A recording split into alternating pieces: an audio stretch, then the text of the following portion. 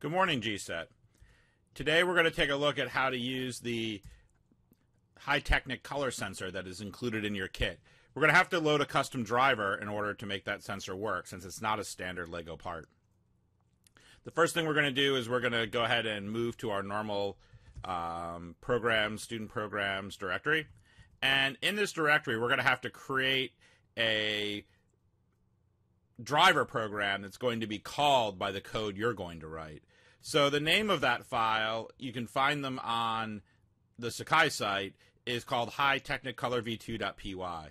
So I've gone ahead and, because I'm lazy, highlighted it, and I'm going to copy that text, and I'll go back to PuTTY and paste it. The capitalization, all has to be perfect in order for this to work. Once I have a blank file, I'm going to go back to Sakai, going to right-click on that, and I'm going to get the text of that file up in my browser. I can just go ahead and highlight it, select copy, and if I go back to PuTTY, I can paste that in there, kind of look up, make sure I pasted it in clean, looks good, Control-O to write it, and Control-X to exit. So that now is in the correct place.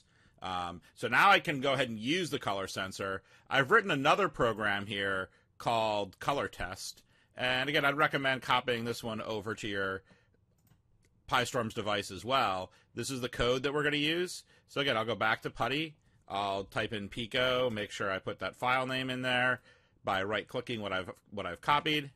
Go back, grab the text, copy it, and paste it into Pico. So that should work. Control-O, save it, and exit. Now, I don't have a video camera on the PiStorms, but if I go back and take a look at that program we just wrote, it assumes that the color sensor is going to be in port BBS1. So this is the part right here that you'd want to change to whatever port you've plugged the color sensor into.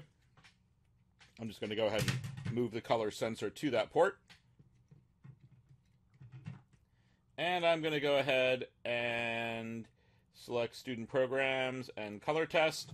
Now this will give you just a basic color number, and you're going to have to take my word for it, but if I hold it over the red brick, I get 9. I hold it over the blue brick, I get 2. I hold it over the green brick, I get 4. So I'll be able to tell the difference between all the different colors of tape. So go ahead and give this a little bit of a shot, and hopefully this will work out for you, and you'll be ready to find the tape in our first competition. Have a great morning.